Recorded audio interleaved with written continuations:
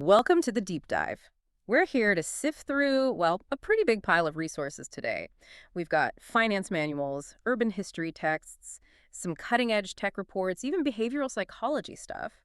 And we're going to pull out the specific insights you can actually use. Today is kind of an ambitious journey connecting things like asset valuation with, the psychology that actually closes a deal. And we'll also look at the huge historical forces that shape the neighborhoods we see today. Yeah, and our mission here, it's really focused on actionable stuff. First, we want to give you that financial toolkit, the formulas, the tax codes, the leverage techniques that sophisticated investors use, the things that build real wealth. And second, we need to map out those bigger forces, sometimes invisible ones, like social trends from 100 years ago, or maybe the new prop tech algorithms today. These things fundamentally shape real estate value, often without us even realizing it. Exactly. And the thread, tying it all together, the really compelling part of this deep dive, I think, is realizing that real estate value isn't just physical. It's not just the bricks and mortar, right? Right. It depends so much on legal stuff, financial structures, and crucially, how people behave. If you're operating without understanding valuation mechanics or tax laws, or even just the psychology of how you present something, especially in big deals. You're leaving money on the table. Simple as that. So let's start with the absolute foundation, the bedrock, the cold, hard numbers of risk and return. Okay, to succeed, you really have to quantify what you're getting into. Risk first. Our sources give us a clear way to define those key metrics. Let's use an example. Imagine a portfolio. Okay. Over, say, 3 years. It gives you a 30% gain, then a 10% gain, then a 10% loss. Simple average, the expected return is 10%. Okay, 10% expected return. But if the returns are swinging that wildly, 30 up, 10 down, that ride feels pretty rough. How do we put a number on that turbulence? That turbulence is exactly what variance and standard deviation measure. Variance, it calculates the average sort of spread, the dispersion of those returns around that 10% average. In this specific example, the math works out to a variance of 0.0267. 0.0267. Okay, but what does that mean to me? Yeah, variance isn't super intuitive. Standard deviation is much more practical. You just take the square root of the variance. So square root of 0.0267 gives us 0.1634. Okay, 0.1634 or 16.34%. Now, what does that number tell the average investor about what they're going to experience? Right. It puts that math into context, assuming, a typical bell curve distribution, which finance usually does. That 16.34% standard deviation means that roughly two-thirds of the time, your actual yearly return should fall somewhere between the expected return plus or minus that standard deviation. So 10% plus or minus 16.34%. Meaning, most years, you're looking at somewhere between a 26.34% gain and a 6.34% loss. Exactly. And that's the key insight. If your stomach can't handle that potential 6.34% drop, you need to rethink holding that asset. Understanding risk is really about translating numbers into expected volatility. What can you live with? And shifting to stocks, we see how market mood sentiment can just completely overpower the fundamentals. You brought up a great example from the sources. The 1970 stock market. Returns were terrible. But it wasn't because companies stopped making money, right? Earnings and dividends actually kept up with inflation. That's exactly right. Earnings grew, but the stock prices got crushed. Why? All right. Because the price-to-earnings multiples, the PE ratios, they just collapsed, absolutely cratered. Investor sentiment turned really sour, high inflation, economic uncertainty. People just weren't willing to pay a high price of future earnings anymore because those future earnings felt risky, vulnerable. So the market basically decided a dollar of future profit was worth much, much less. And that valuation decision created a lost decade for stock. Precisely. Valuation working against the investor. Now, flip that. Think about the market bottom around, say, 2009. Okay, the Great Recession aftermath. The dynamic completely reversed. By 2009, the PE multiple for the S&P 500 fell below 15, and that was on earnings that were already depressed.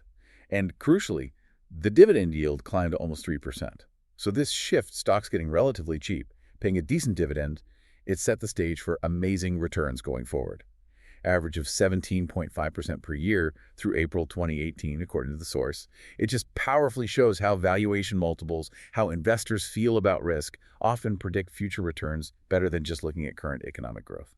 Which leads us nicely to real estate's unique advantage here. I mean, stocks can go to zero. It happens. Real estate, land, a building, it usually has some kind of baseline value. It does. But the real difference, the tactical advantage, is what the sources call forced appreciation. Right. With stocks, you're basically passive, right? You wait for the market or the company to do something.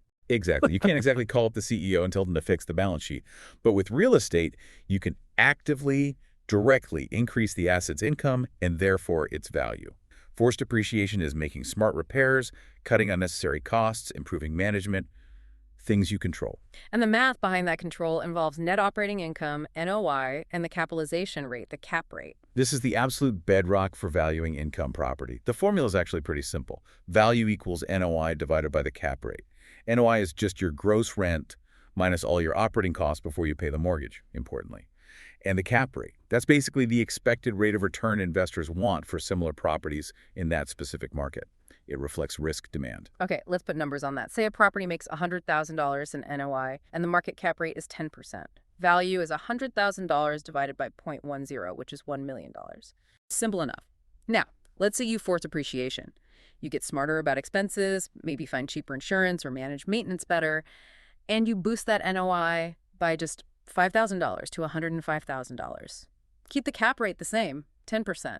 Now the value is $105,000 divided by 0.10. $1,050,000. Wow. So you increased income by $5,000, but you created $50,000 in equity. That's forced appreciation in action, tangible value creation. But you have to understand the flip side. What if investor sentiment sours? Maybe interest rates rise or people get worried about that specific town, and the market starts demanding an 11% cap rate instead of 10%. Okay, same $100,000 NOI, now you divide by 0.11. Right, the value drops instantly, from $1 million down to about $909,000. Even though the property's income didn't change at all, the cap rate is absolutely critical. It shows just how much investor confidence and risk appetite dictate market prices. Okay, so understanding value is step one. Step two is actually buying the thing. And for a lot of investors, that means leverage, smart leverage. And one of the most common ways, especially for newer investors, is tapping the equity in your own home. Right, we're talking home equity lines of credit, ELOCs, and home equity installment loans, or HALEs. Can you just quickly clarify the difference? People mix them up. Sure. A HALE is pretty straightforward. It's a fixed loan, like a second mortgage. Yeah. You get a lump sum up front, pay it back over a set time, usually fixed rate. A HALOC is different. It's a revolving line of credit, more like a credit card secured by your house. You only draw what you need, only pay interest on what you've drawn, and the rate is often variable.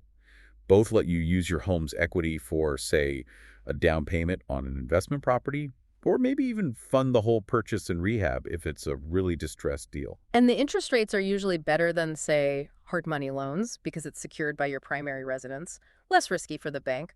Plus, there's a potential tax angle, right? A really important one. The interest you pay on that ELOC or HALE might be deductible if you can clearly show the money was used for an investment real estate deal. Yeah. You absolutely need to talk to a CPA about this, get professional advice. But yeah, it can turn an expense into a tax break. Okay, and this leads into that rinse and repeat strategy, the BRRR method, right? Right. Buy, rehab, rent, refinance, repeat. Exactly. It's all about generating equity quickly and then pulling it back out to use again. So walk us through the steps. How does it work in practice? Okay, you start using your home equity, the HEITH or LOD or HALE, to buy a property that needs work. That's the buy and rehab. You fix it up, forcing the appreciation we talked about. Then you get a tenant in there, stabilize the income. That's rent. Now the crucial step, refinance. You get a new mortgage on the investment property based on its new, higher appraised value. Lenders usually cap this, maybe 75% loan-to-value, LTV, so 75% of the new value. And that cash from the refinance pays off the original ETHOSU or HALE you used to buy the place. That's the goal. It pays back the home equity loan, freeing up that line of credit or paying off the loan on your primary residence. Now your home equity is available again, so you repeat the process, find another deal. It sounds like a powerful wealth engine, but let's pump the brakes for a second. Risk. Because you're using your own home as collateral to fund potentially risky investments. Where does this go wrong? Usually at the refinance stage, look, leverage itself isn't bad if the underlying deal is good, but taking out a 90% or 100% loan on a mediocre deal, that leaves you zero room for error. The biggest risk with BRRR is the appraisal after the rehab. What if it doesn't come in high enough? So you rehabbed it, but the bank says it's not worth as much as you needed it to be. Exactly. If the appraisal is too low, you can't borrow enough in the refinance to pay back that initial ELOC or HALE. Now you're stuck. You've got two loans, your cash is still tied up in the property, and your home equity line is maxed out. It can be catastrophic. That's why lenders have those loan-to-value limits. What's typical? You mentioned 75%. Yeah, traditional lenders usually like to see LTVs at or below 75%. That 25% equity cushion protects them if the market dips or something unexpected happens. Honestly, as an investor, keeping your own leverage conservative, keeping those LTVs low, gives you more breathing room, more security. It's vital if you want to scale this strategy. But the potential upside is huge if you get it right. Huh. The sources had an example. An investor starts with just $13,500 out of pocket, holds the property, maybe it doubles in value over 10 years. They walk away with something like $194,000 before tax. Right. And if you calculate the return on that initial $13,500, it works out to an annual compounded rate of over 30%. Yeah. That kind of compounding, fueled by smart leverage, controlled risk, that's how significant wealth gets built in real estate. Okay, so you've made the money. Now how do you keep it? Taxes. Real estate has some unique advantages here, starting with depreciation. Depreciation is huge. It's often called a phantom expense because it's a loss on paper that reduces your taxable income, but no actual cash leaves your pocket. The IRS lets you deduct the cost of the building, not the land, just the building over a set period, 27.5 years for residential rental property. And it's not just the main structure, right? You can depreciate other things faster. Yes. Things inside the property with shorter expected lifespans. Think new carpet, blinds, appliances. Maybe those get a 5-year life, for example, which allows you to write them off much faster. And this leads to a really powerful strategy called cost segregation. Cost segregation. Sounds technical, but it seems essential for serious investors. It really is. You basically hire specialized engineers, they do a detailed study of the property, and they reclassify components of the building that would normally be lumped into that 27.5-year depreciation schedule into much shorter recovery periods, 5, 7, or 15 years typically. Things like certain electrical systems, plumbing, site improvements. So you're taking deductions much sooner, creating bigger paper losses upfront. Exactly. You maximize those non-cash deductions early on. This creates huge paper losses that can shelter your actual rental income from taxes. Now, combine that aggressive depreciation from cost segregation with the famous 1031 exchange. The sources actually claim that a really savvy investor could potentially never pay taxes on the rental income or the gains from selling rental properties. Never pay taxes. That sounds almost too good to be true. Explain the 1031 exchange, the like-kind exchange. Okay, the 1031 allows you to defer paying capital gains tax when you sell an investment property. The catch is, you have to reinvest all the proceeds into another like-kind investment property, and there are strict timelines. You generally have 45 days from the sale to formally identify potential replacement properties and 180 days total to close on one or more of them. Yeah. You're not eliminating the tax, you're just kicking it down the road, deferring it. You can do this again and again, rolling those deferred gains from one property to the next over decades, potentially. So your entire gain keeps working for you, compounding, instead of just the after-tax amount. That's the power of it. Yeah. It lets your full appreciation continue to grow. Now, it gets even more interesting when you start combining tax rules, specifically using the primary home sale exclusion with a 1031. This is for someone maybe moving out of their house and turning it into a rental, then selling it later. Exactly. If it was your primary residence, you lived there for at least 2 of the last 5 years, you could typically exclude up to $250,000 of capital gain from taxes, $500,000 if married filing jointly. That's the home sale exclusion. Now, say you convert it to a rental for a couple of years, then decide to sell. First, you apply that home sale exclusion to the eligible portion of your gain. Okay, so maybe you have a $300,000 gain. The first $250,000 is tax-free under the exclusion. What about the other $50,000? That remaining gain, that $50,000, can then be deferred using a 1031 exchange, as long as the property qualifies as a rental at the time of sale. This combo lets you pull out a chunk of tax-free cash that's called boot in tax terms, and still defer the rest of the gain into your next investment property.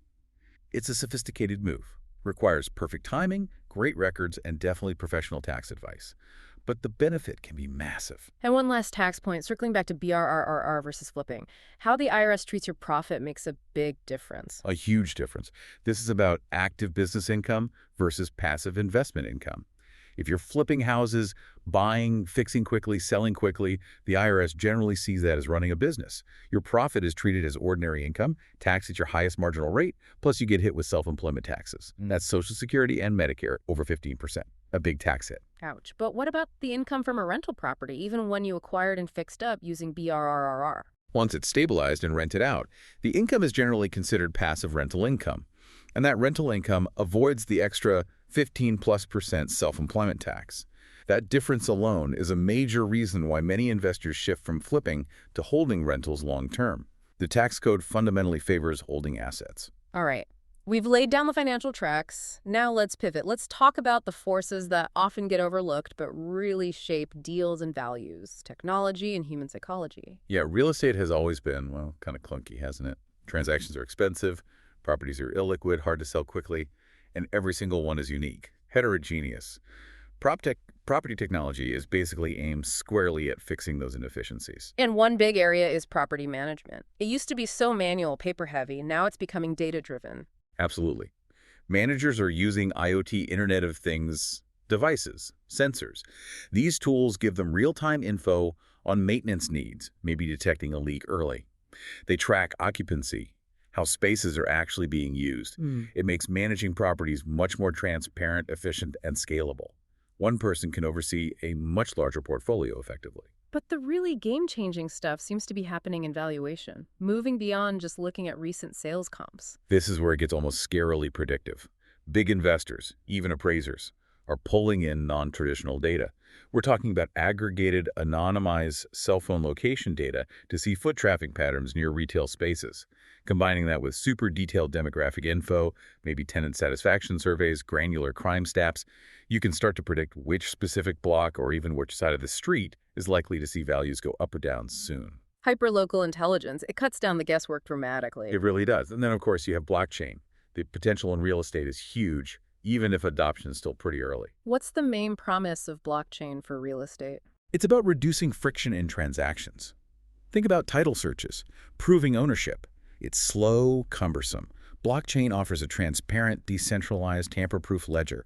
Imagine ownership records on the chain due diligence could become almost instantaneous. And beyond just ownership records, how does it affect the money side? Two big things: fractional ownership and cross-border investment. Tokenizing a property, dividing ownership into digital tokens on the blockchain, makes it possible to sell, say, 5% of your building easily, increases liquidity massively. And its global nature can make it much easier for international investors to put capital into properties anywhere, streamlining a complex process. PropTech is really the engine trying to make the whole built environment faster, more flexible, more efficient. Okay, so we have the tech, but deals still come down to people interacting. Which brings us to behavioral science and sales. There's been a big shift in how smart marketers communicate, hasn't there? Away from bragging about the brand. Definitely. The key insight is to position the customer as the hero of the story. Old marketing was, "We're the best. Look how great we are." Effective communication now says, "You, the customer, are the hero on a journey to solve a problem. And we, the brand, the agent, the seller, we are the guide, the trusted resource to help the hero win." It builds immediate trust and rapport. And the problems customers face, the sources say they operate on 3 levels. It's not just the obvious issue. Exactly. You have to address all three. First, the external problem, the clear villain. For a house, maybe it's the leaky roof, the tiny kitchen, the noisy street. Second, the internal frustration. How does that external problem make the hero feel? Does the tiny kitchen make them feel stressed when cooking, embarrassed to have people over, limited? Third, and this is often the most powerful, is the philosophical wrongness, the bigger picture injustice. Like, it's just wrong that finding a decent, affordable home in a good neighborhood is so incredibly difficult. So if I'm selling a house with a brand new kitchen, I'm not just selling new appliances, external. I'm selling relief from the stress of the old kitchen, internal. And maybe I'm tapping into that feeling that a family deserves a functional, beautiful space together. Philosophical. You're solving all 3. Precisely. When you address all 3 levels, the sale becomes less about features and more about providing a deep emotional solution. And once you have someone engaged thinking about solutions, you can leverage psychological principles like commitment and consistency. Robert Cialdini's work. The idea that once we make a choice or take a stand, even a small one, we feel this internal pressure to act consistently with it later. It's incredibly powerful. The sources mention those classic studies. People making tiny initial conceptions, like writing a mildly supportive essay in a contest, which then made them much more likely to comply with larger requests later on. In real estate, it means getting small commitments early, signing a buyer's agency agreement, putting down earnest money, even a small amount, even just getting them to verbally express strong interest in front of others. These little yeses pave the psychological path towards the big yes at closing. And this isn't just about selling to others. It applies to our own habits, right? Especially Right. financial ones. We run on autopilot so much. Carl Jung's quote comes to mind. Until you make the unconscious conscious, it will direct your life and you will call it fate. That's such a profound quote for this context. It applies directly to managing money or how we evaluate deals. The first step to changing spending habits or being more disciplined with cap rate analysis is recognizing the unconscious patterns. What triggers emotional spending? Do you always rely on the seller's optimistic projections? Do you actually track all your expenses? Just becoming aware of those automatic behaviors is the absolute first step to change. It turns fate into conscious, strategic action. Speaking of taking action and managing perception, let's talk about the physical property itself. Staging. We know value is partly behavioral, and presentation is where that really hits home, literally. The buyer's gut reaction matters hugely. Absolutely. First impressions are critical. Whether it's the outside curb appeal or that feeling the second they walk in the door, Yeah. the entry area, the foyer, it's not just a place to take off shoes. It's the entree, setting the tone for the whole meal, the whole house. If that first space feels dark, cramped, cluttered, you've already lowered their expectations and their potential offer price. And the biggest enemy of a good first impression, clutter. The advice here seems pretty direct. It is. Clutter and personal collections are major distractions. They create mental noise. This is especially true, the sources say, for younger buyers, Gen X, Gen Y. They look at tons of knickknacks and think, I could never live like this, or I don't want all this stuff. Yeah. They want to imagine their own life there, a fresh start, not step into someone else's highly personalized space. You have to shift from my home to a desirable product. Okay, so what's the quickest, highest impact way to declutter, to reduce that mental noise? The single most actionable advice is remove everything from lateral surfaces. Think about that. Windowsills, mantelpieces, tops of bookshelves, kitchen counters, bathroom vanities. Clear them completely. No decorative items, no photos, no mail, no piles of anything. Maybe a single vase of flowers, max. Buyers need to see the surfaces, the space, the potential, not your stuff. It instantly makes rooms feel bigger, cleaner, calmer. Beyond clearing surfaces, the other big staging issue is scale, furniture size. People often have sofas that just dominate the room. Yeah, it's like trying to park an aircraft carrier in a bathtub sometimes. An oversized sectional doesn't just look big, it makes the room feel small and inadequate. Staging isn't about filling the room with furniture, it's about defining the space and showing its maximum potential size and flow. And there's actually a simple rule of thumb, a formula, to check if your furniture is too big. There is a really useful guideline. The total length of your main seating add up the lengths of all your sofas and sectionals should be no more than 2/3 the length of the room they're in. If your sofa setup takes up more than 2/3 of the wall length, the room will likely feel cramped, overstuffed. Scaling the furniture correctly is crucial. It lets buyers mentally place their own furniture in the space and see that it works. Okay, we've covered the numbers, the psychology, the presentation. Now let's zoom way out. Let's understand the huge historical, political forces that literally built the neighborhoods we invest in today. Right. The physical shape of our cities wasn't accidental. It was driven, first and foremost, by transportation tech. How far could people reasonably commute? You look at New York City, mid-1800s. Before transit, the city was compact. Then came the horse car system, 1853 to 1860. And that simple tech horse-drawn trolleys on rails suddenly expanded the 45-minute commute zone way out. The source material says it gave a tremendous real estate boost to Upper Manhattan.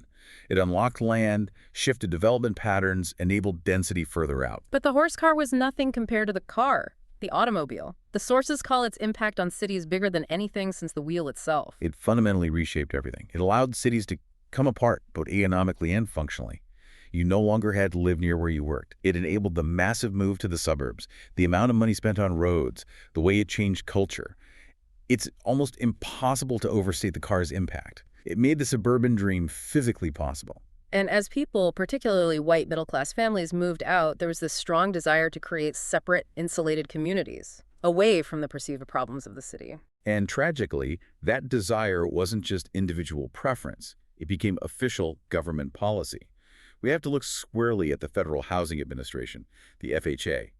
Their own underwriting manuals, the documents telling banks how to assess loan risk, actively enforced racial segregation. They explicitly warned that property values could decline if rigid white-black separation was not maintained. Wait, the government was actually saying in writing that segregation protected property values. Yes, they recommended using suitable restrictive covenants, deed restrictions, preventing sales to minorities to ensure neighborhood stability.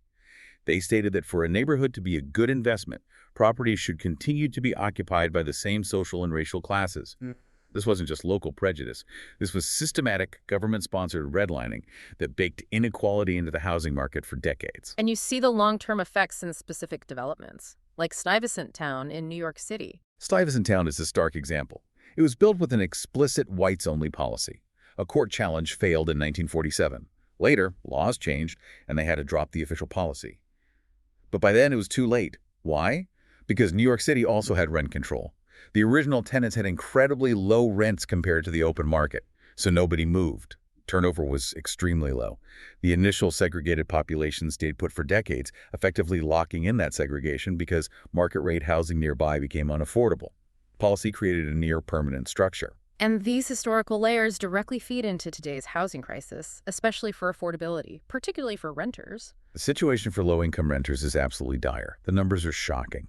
For households earning less than $15,000 a year, the data shows they spend, on average, 72% of their income just on rent and utilities. 72%. Everyone's There's sharing. nothing left. It's completely unsustainable. It leads to what Richard Florida calls the new urban crisis.